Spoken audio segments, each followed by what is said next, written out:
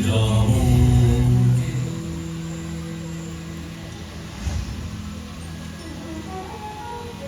रामश्च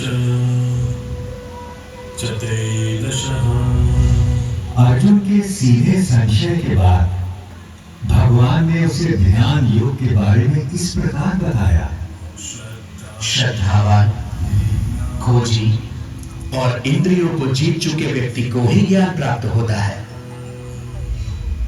और ज्ञान प्राप्त होने के बाद उसे शीघ्र ही परम शांति मिल जाती है। हे कृष्ण, आपने कर्मों से संन्यास किया और फिर कर्मों के योग की भी प्रशंसा की। इनमें से सचमुच कौन सा हितकारी है? कृपया निश्चित करके मुझे समझाइए। अर्जुन, अपना उद्धार अपने आप ही किया जा सकता है, स्वयं को कभी गिराना नहीं चाहिए। हम अपने मित्र भी स्वयं ही हैं और स्वयं ही अपने सबसे बड़े शत्रु भी। जो बहुत खाता है ना तो योग उसे मिलता है और ना ही उसे जो बिल्कुल नहीं खाता। ना ही बहुत सोने वाले को मिलता है और ना ही बहुत जागने वाले को। जो यथा योग्य खाता है, जो यथा योग्य पैदल चलकर विहार करने आता है, कर्म में यथा योग्य प्रयास करता है, जितना सोना चाहिए उतना सोता है, जितना जागना चाहिए उतना जागता है। ऐसे योगी का योग ही दुखों का नाश करता है। यही तो विलक्षणता थी श्री भगवान के उद्गारों की, जिसमें जीवन के प्रत्येक पहलू की बात समाहित थी। परंतु अर्जुन ने फिर एक प्रश्न किया। कृष्ण मन चंचल तो होता ही है, वो शक्तिशाली और कठोर आज्ञाकारी भी है। उसे बस में रखना तो हवा को रोक कर रखने जैसा कठिन लगता है मुझे। निसंदेह महाबाहु, निसंदेह मन बहुत चंचल है और उसे बस में करना बहुत कठिन। किंतु बोलते अभ्यास और वैराग्य से इस चंचल मन को भी वश में किया जा सकता है। इस तरह श्री कृष्ण ने अर्जुन को आश्वस्त किया। वो मूर्ख लोग मेरा तिरस्कार करते हैं, मेरा महत्व गिराते हैं, जो ये समझते हैं कि ये समस्त भूत प्राणियों का महेश्वर और अजन्मा मैं इन सभी कार्यों को करने के लिए इस मानव देह पर आश्रित हूं। वो मेरे परम भाव, मेरे परमात्मा तत्व को न जानते हैं न पहचानते हैं। किंतु मैं पत्र, पुष्प, फल, जल, जो कोई भी मुझे भक्ति भाव से अर्पित करता है, मैं ऐसे भक्त का हर उपहार बिना किसी भेदभाव के स्वीकार करता हूं। ये सब जो आपने मुझे बताया है केशव, उसे मैं 100% सच मानता हूं। आपका रहस्य ना तो देवता जानते हैं और ना ही दानव। किंतु अपना योग और विभूति एक बार फिर से और विस्तार पूर्वक बताइए जनार्दन, क्योंकि आपकी वाणी और वचनों को सुनकर मुझे तृप्ति नहीं होती। अर्जुन के इस प्रश्न के उत्तर में श्री कृष्ण ने उसे विश्व रूप दर्शन योग के बारे में ज्ञान दिया। आकाश में सहस्त्र सूर्य एक साथ निकल आए तो उनका संवेद प्रकाश भी उस महात्मा की दमक की बराबरी शायद ही कर सके। इसलिए उठ, यश कमा, शत्रुओं को जीत, इस समृद्धशाली राज्य भोग। इन सबों को तो मैंने पहले ही मार दिया है, तुझे तो बस निमित्त बनना है पांडव। मेरे पास केवल वो लोग आ सकते हैं जो अपने समस्त कर्म मुझे अर्पित कर देते हैं, जो मेरी ओर उन्मुख हों, जो मेरे भक्त हों, जो इस संसार के सभी भूत पदार्थों और प्राणियों के प्रति शत्रुहीनता की भावना रखता हो, केवल वो ही मुझे प्राप्त कर सकता है। पार्थ, शनय शनय अर्जुन का मन कुछ स्थिर होने लगा और जिज्ञासु होकर उसने श्री कृष्ण से पूछा कि कुछ वक्त हमेशा सतत उनकी उपासना करते रहते हैं और अन्य उनको अक्षर और अव्यक्त मानकर उनकी उपासना करते हैं। अब प्रश्न ये है कि उन दोनों में से वो स्वयं किसको अच्छा योगी मानते हैं? भगवान ने बड़े धीरज से उत्तर दिया। मेरा वो भक्त मुझे प्रिय है जो द्वेष नहीं करता, जो समस्त भूत पदार्थों और प्राणियों का मित्र है, जो सब पर करुणा करता है, जो निर्मम है, निर्मोही है, निरंकार है, जिसमें मैं नहीं, जो अपने को कर्मों का कर्ता नहीं मानता, जो सुख और दुख दोनों को एक समान समझता है, जो क्षमा से भरा हुआ है।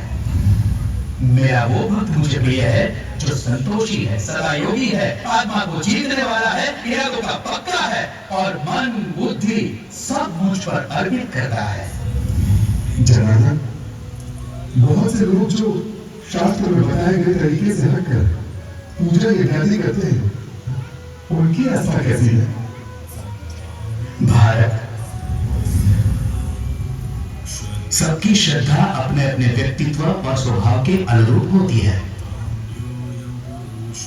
मनुष्य श्रद्धा का पुतला है, जिसकी जैसी श्रद्धा होती है वैसा ही वो होता है। आप अर्जुन ने एक अंतिम प्रश्न किया। महाबाहु, ऋषिकेश, केशरी शूद्र, मैं संन्यास और त्याग का तत्व भी जानना चाहता हूं। इनमें से सचमुच कौन सा हितकारी है, ये भी समझना है मुझे।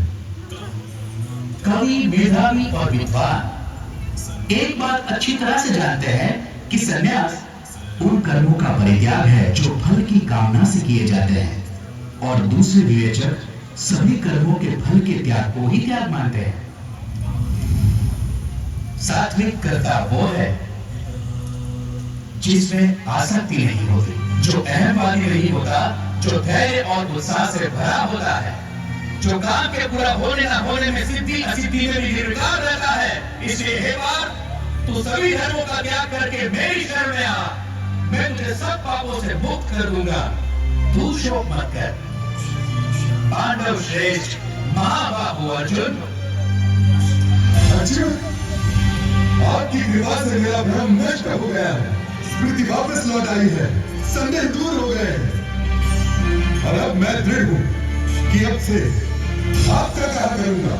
अर्जुन के मन से विषाद, करुणा, ग्लानि, शंका और निराशा छूमंतर हो गए, और अर्जुन ने अपना गांडीव उठा लिया और प्रत्यंचा तान दी। अब महाभारत होने को कोई नहीं रोक सकता था।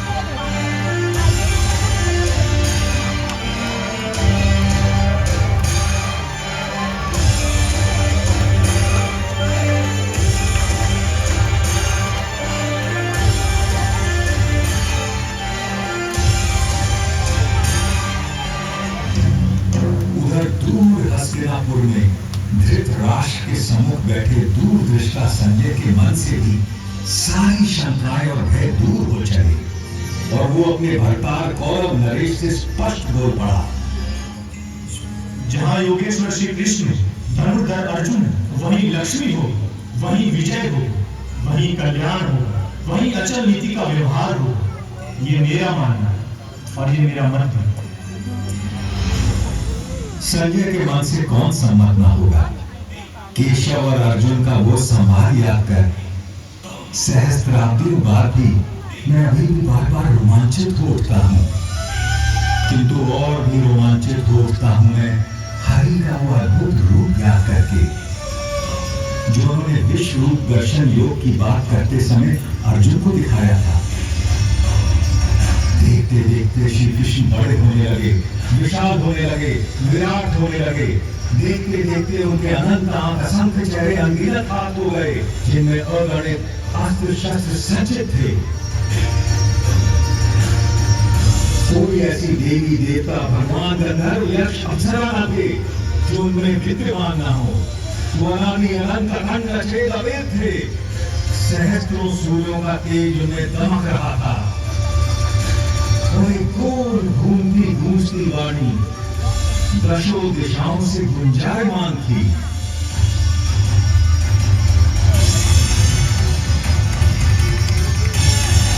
मैं अक्षर हूँ, अनिर्देश्य हूँ, अव्यक्त हूँ, सर्वज्ञ हूँ, चिंतन से परे कूटस्थ हूँ, अचल हूँ, ध्रुव हूँ। मैं ही भूतों के भीतर स्थित आत्मा, उनका निजत्व, उनका अपनापन हूँ। आदित्यों में मैं विष्णु, प्रकाश पुंजों में सूर्य, मारुतों में मारीचि, नक्षत्रों में चंद्र, वेदों में सामवेद, देवताओं में इंद्र, इंद्रियों में मन, प्राणियों में चेतना, रुद्रों में शंकर, यक्षों में कुबेर, वसुओं में अग्नि, पर्वतों में मेरु, पुरोहितों में